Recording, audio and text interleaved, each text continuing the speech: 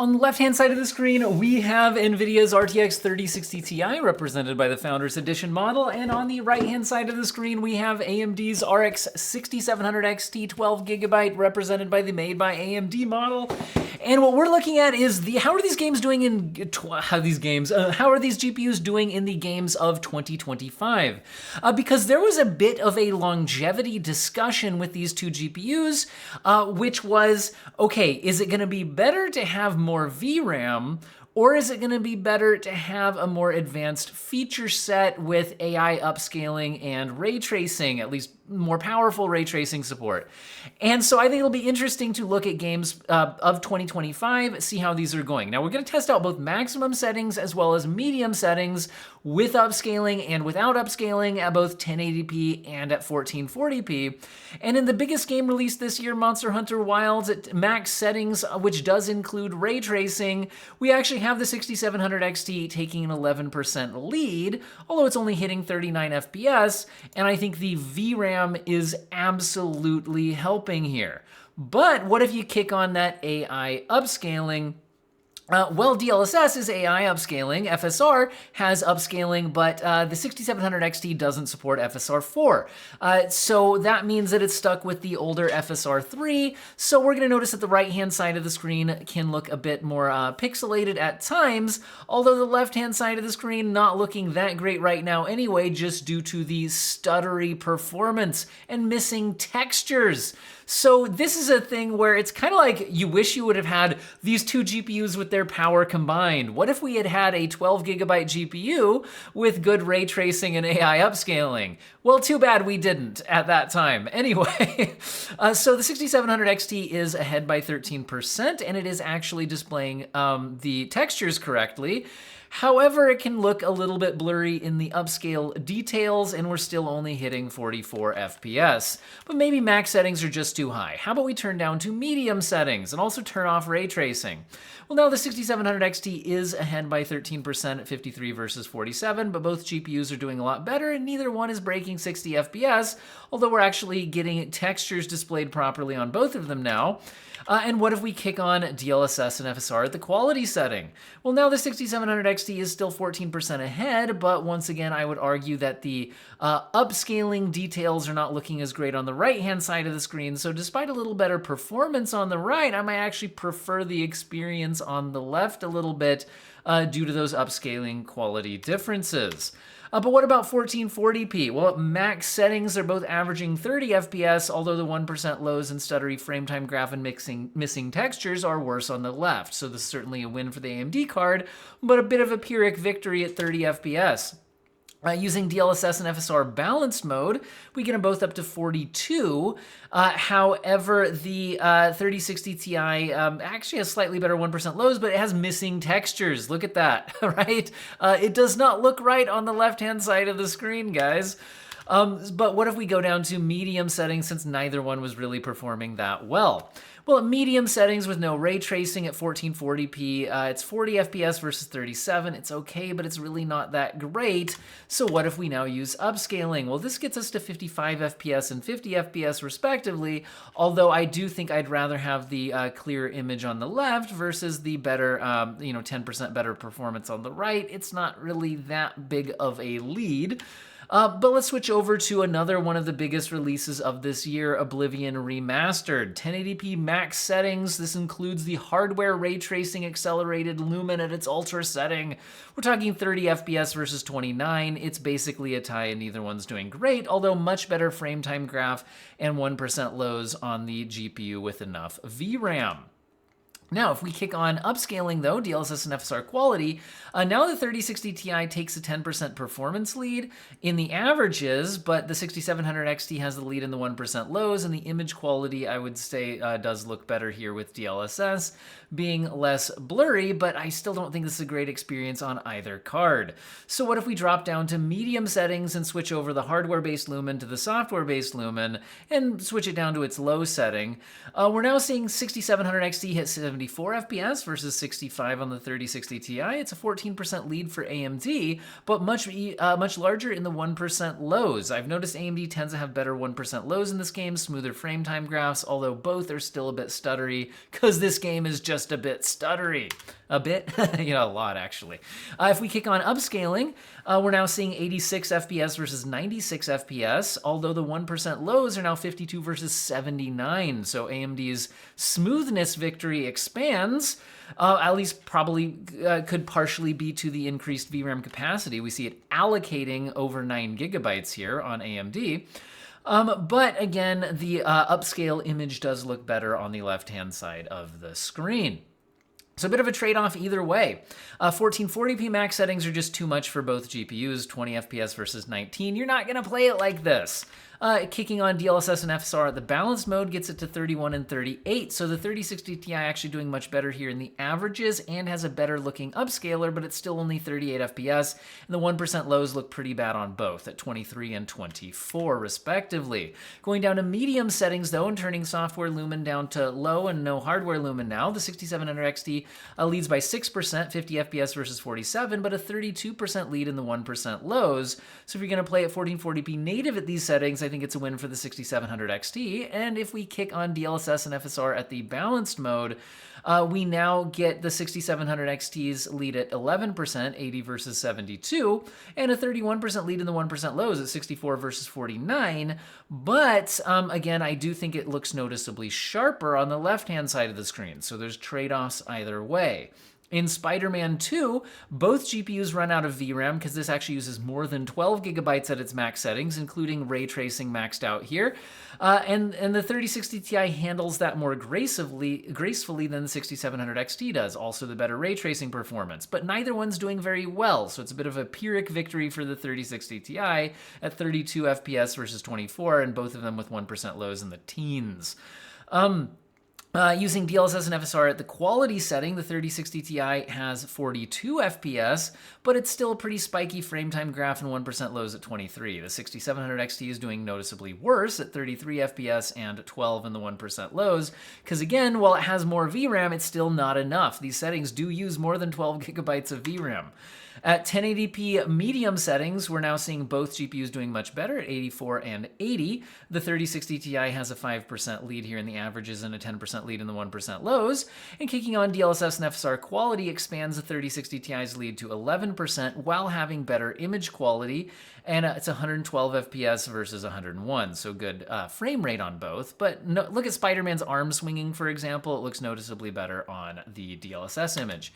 If we move up to 1440p max settings, the 3060 Ti has another Pyrrhic victory at 22 FPS versus 15, so 47% lead, but just overall bad experience. Kicking on FSR and DLSS balance don't really fix it. It's 32 FPS versus 24, so still a pretty bad experience on both. Going up to 1440p medium settings, we're now pretty playable at 58 and 56 FPS respectively. The 3060 Ti takes a 4% lead, but it's effectively a tie.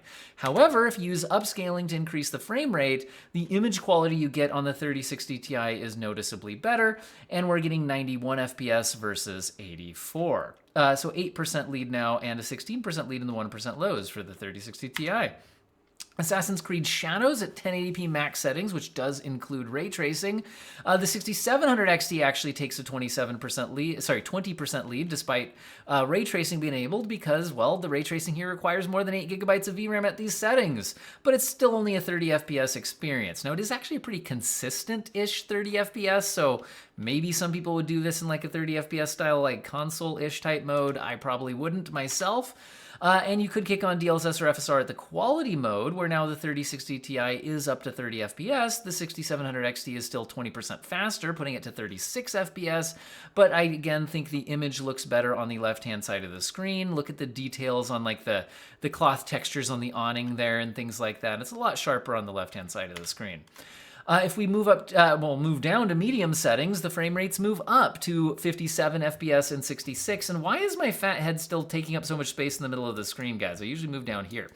Anyway, so the 6700 XT is now 16% ahead. I think its lead is dropping a bit because it's no longer running out of VRAM on the 3060 Ti, although we've turned off ray tracing, which also helps out the 6700 XT. So anyway, there's that. If we move on to DLSS and FSR quality, again, we're noticing a better image on the left-hand side of the screen, although a better frame rate on the right by 18%, 79 versus 67, but both are definitely playable, and like I said, image quality does look better on the left. 1440p max settings, they're both hitting 22 FPS, so not great. You're not going to play it this way.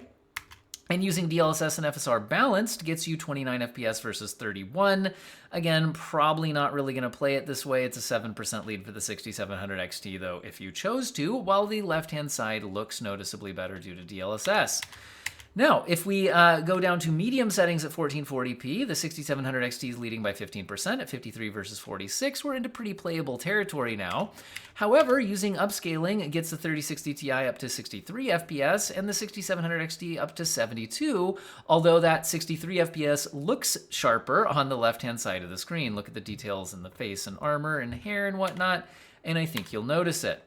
Doom the Dark Ages at 1080p max settings does require ray tracing. By max settings here, I did this benchmarking before the path tracing update launch. So this is the non-path traced max settings.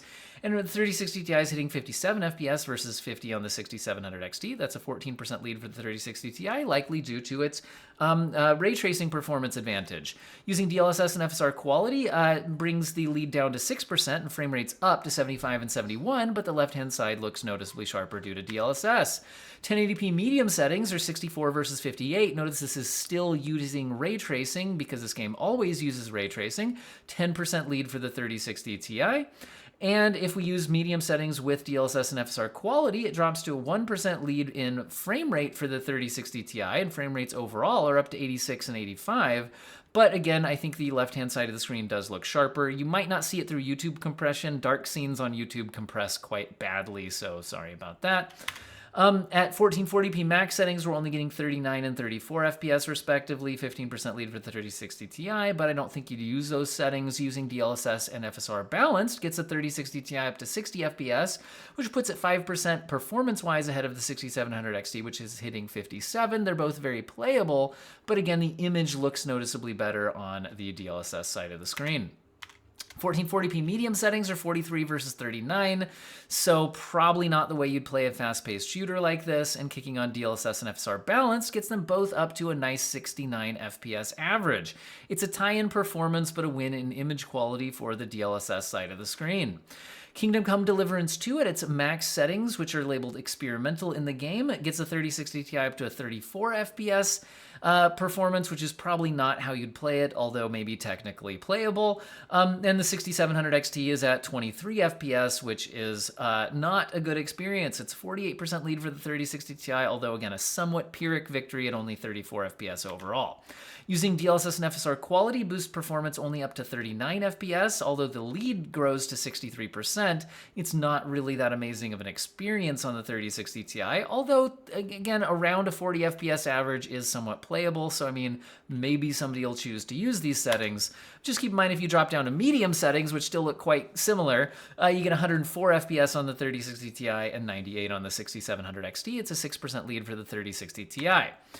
Using DLSS and FSR quality increases frame rates to 125 and 121 respectively, with the 3060 Ti getting a 3% lead in performance, but I think a noticeably sharper image. And 1440p max settings are only 27 FPS and 20, so again, another Pyrrhic victory for the 3060 Ti at 35%.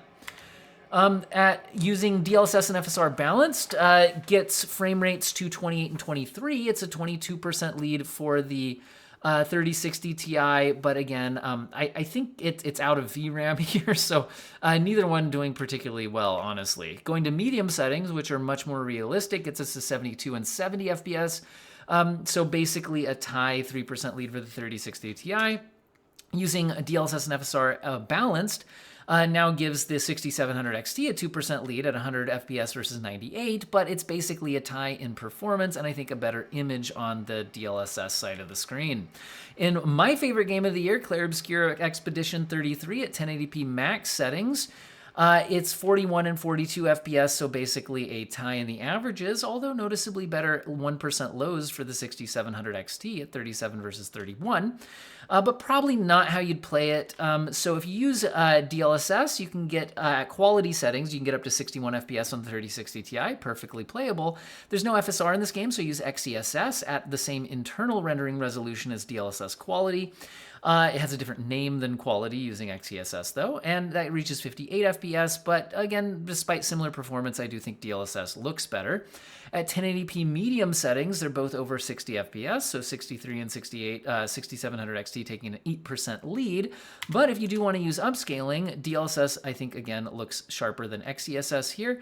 And they're at tied performance-wise, but again, I think an image quality lead for DLSS. 1440p max settings, I think we're running out of VRAM, leading to awful 1% lows on 3060 Ti, but overall performance is under 30 FPS on both GPUs, so I don't think you'd use these settings.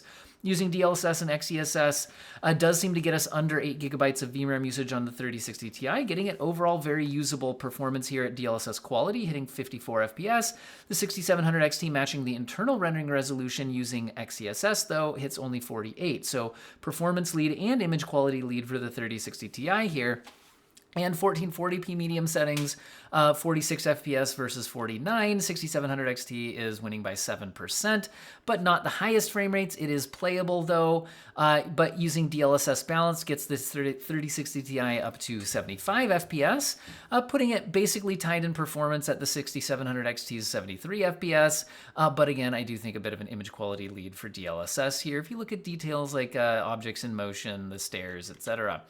Now in Final Fantasy VII 1080p max settings, we are seeing 69 nice versus 65, 6% lead for the 3060 Ti. And here's where I think the differences are much more noticeable. If you try to use upscaling, there's no FSR here. You have to use TAAU on the 6700 XT unless you mod in FSR using Optiscaler. And that means that the 3060 Ti is not only 9% faster, it looks very noticeably better than the TAAU upscale happening on the right-hand side of the screen. 1080p medium settings are 78 and 77 FPS, so basically a tie. And 1440p max settings are 54 and 52, basically a tie, but we're under 60 FPS here, so you might kick on DLSS. And if you kick on TAAU, again, it looks a lot blurrier on the right-hand side of the screen. So despite only being a 5% lead for the 3060 Ti in the averages, it is a much better looking image. And for some reason, my 3060 Ti started falling apart partway through this benchmark run on medium settings native 1440p. I noticed right as I was turning this corner, the 3060 Ti performance just tanked. And my best explanation for this is running out of 8 gigabytes of VRAM.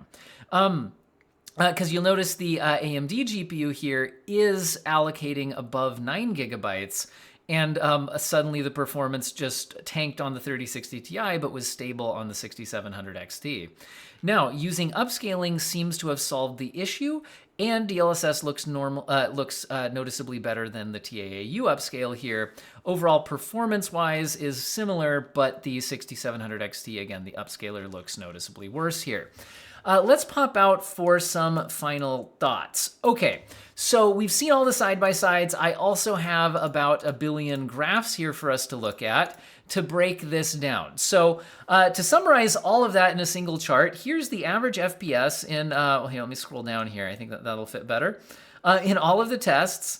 And what you'll notice is it's generally pretty similar on both, although in certain games there can be some big differences. You'll also notice that while some performance numbers are high, this is the 50 FPS line, and there's a lot of results below that. So I think we're gonna need to look at this information in some other ways to draw some bigger conclusions. Another way we can look at things rather than the raw FPS numbers is the percentage differentials, and that's what we're seeing here. The right-hand side is when the 3060 Ti gets a win. It's its percentage advantage, not its frame rate. And the left-hand side, represented using negatives, is the percentage loss if the 6700X, if the 3060 Ti is losing. You would look at it that way. So, for example, in Monster Hunter Wilds at 1080p max settings, the 3060 Ti had a 10% deficit, so was reaching 90% of the performance of the 6700 XT, whereas at 1440p max settings, it looks like they were tied. That's why we're seeing a 0 here. And in Spiderman 2 max settings, we were seeing a 33% advantage for the 3060 Ti. That's the way you can look at this. Now, the geo-mean of all of the results gives the 3060 Ti a 3% faster overall result in average on all of these tests. And so overall, the raw performance difference is about the same. Like, it's pretty much a tie between the two GPUs in the average of all the tests. But what if we separate things out, to try to figure out where are we seeing more meaningful differences? One option is, how about that ray tracing difference? This was a big talking point at the time these GPUs were releasing, is how much would that matter? Now, one interesting thing to note is that most of the games I tested here, big games released in 2025, did have ray tracing support. But I will say that in most of them, we were unable to get 60 FPS, at least at the heavier ray tracing settings. Now, in some of the games like Doom the Dark Ages, especially if you use upscaling, we could get over 60 FPS, but in general, the 3060 Ti is not a great ray tracing GPU, and oftentimes games go over 8 gigabytes of VRAM when using ray tracing. Now, I will say that this was not a nuanced take of, turn down some texture settings to fit within the 8 gigabyte VRAM buffer and turn down some other settings. But, in general, the 3060 Ti is not a ray tracing powerhouse, and additional VRAM would come in very handy here, which I think is why, if we look at it this way, the 6700 XT does get some ray tracing wins here. Not because it's better at ray tracing than the 3060 Ti, but because the 3060 Ti doesn't have enough VRAM for ray tracing in a lot of cases. On average, this put the 3060 Ti 6% faster in ray tracing, but more realistically, what we'd say is it's faster at ray tracing, but it doesn't really have enough VRAM, so that causes problems. Now, what if instead we separate out for no ray tracing? Now, my no ray tracing tests were often, but not always, also at reduced settings. So many of these results are like medium settings, as opposed to my max settings, which is often where I turned on ray tracing. Now, some games, this is medium and max settings. And again, we also have upscaling results mixed in with native resolution results. The point is here, we're now able to get a lot of games above 50 FPS, which is nice to see. So a lot of these are even over 75 FPS or even over 100 FPS. So these two GPUs are still very, very capable, especially when you're playing at reduced settings and not trying to use ray tracing. Now, if we look at this as a percentage differential, it looks like this, and the 3060 Ti is now coming out 1% faster on average in my tests. In other words, they're pretty much tied when you're not using ray tracing on average, but in different games, different ones will come out ahead. Now, if we instead break this down more by your target monitor resolution, this is what 1080p looks like. Now, do keep in mind that 1080p resolution, I'm talking about your monitor. So you might still be using below that and upscaling to 1080p. So this includes both 1080p native and 1080p upscaled results, but all of the results, max settings, medium settings, etc. Now, notice that most games, at least when you play at the medium settings and or use upscaling, can hit over 50 FPS and often over 60 and sometimes higher. So I think both of these GPUs are still very usable in games of 2025 on 1080p. However, some of these games aren't breaking 50 FPS or 60 FPS without using upscaling, even at medium settings, which means that DLSS possibility on the 3060 Ti is pretty compelling. Now, if we look at this as a 1080p percentage differential, the 3060 Ti is averaging 2% faster, so still it's really a game-by-game split, and a lot of it just depends on the game and the settings. Now, what if you're targeting a 1440p output? Well, once again, I'm including 1440p native as well as balanced level upscaling. And we can see that as long as you're willing to use some level of upscaling, most games can get over 50 FPS, but often that's at like medium settings and with upscaling enabled, although it does vary game by game. So that's what that looks like overall on a 1440p display. The good news is both GPUs can still hit reasonable frame rates in big games released in 2025 when tuning the settings correctly. Now, if we use more of a percentage difference breakdown, I have the 3060 Ti 3% faster, but again, it's effectively an overall tie, but game by game and setting by setting, you can see some more extreme differences. So what is my overall thought when looking at all of these results? Which one aged better? And I think the answer is they aged differently. Are we seeing games that definitely go over 8 gigabytes of VRAM, and so it was a smart decision to buy a GPU with more than 8 gigabytes of VRAM? Absolutely. And are we seeing cases where it's paying off? Absolutely. But are we also seeing a lot of cases where games aren't hitting high frame rates now without using upscaling? Yes, which means did it pay off to buy the GPU with DLSS support? Yes. And did AMD's FSR ever really catch up to DLSS? Well, in some sense, yes, but not in a capacity that was, because FSR 4 is not supported on the 6700 XT. So was it smart to buy a GPU with a forward-looking feature set? Yes. Now, really what I think this means is if at the time we could have had a 12 gigabyte GPU with at roughly this price point with the DLSS support, and then I think also ray tracing would have worked better because you had more VRAM for it, I think that would have been a really cool GPU. But we kind of had to pick your poison, more VRAM or more forward-looking feature set, and both of them paid off. But neither one of these GPUs is really a perfect solution. And so that kind of is what it is. So I really think you could have justified either choice at the time. And looking back on it, I think both cases paid off. But neither one is perfect. For me personally, I at the time often said that DLSS was a big deal for me. And it still is. And I do think that that is really paying off here on if I'm reducing settings anyway, using DLSS often still looks pretty good. And we're still seeing games where, for whatever reason, we're stuck using something like TAAU unless we use Optiscaler to mod in stuff on the AMD GPU here. So anyway, but like I said, I think both things paid off in the long run, but neither one was perfect. But the good news is both of them can still achieve reasonable frame rates in the latest games on 1080p and 1440p displays. But you are going to have to make settings compromises to get there in the biggest AAA releases. Hopefully you guys found the video useful and or interesting. Huge thank you to viewers, commenters, subscribers, channel members who clicked the join button to directly support the channel financially. As a thanks, you know how I have to skip through these side-by-sides pretty quick in this video to make this video not like 5 hours long. As a thank you to channel members, I do upload the full side-by-side footage. It's not really a complete video because I'm not talking or anything. It's just the side-by-side footage, and it's like an hour long just on its own. I do that for all of my videos as just kind of a members extra. So if you're interested in that, there's that. And it's not like trying to paywall a video that would otherwise be released. Like you're watching the full video right now. But if you want to look at the unskipped forward side-by-side footage, that is available as a thank you to channel members. And I hope all of you have an excellent day.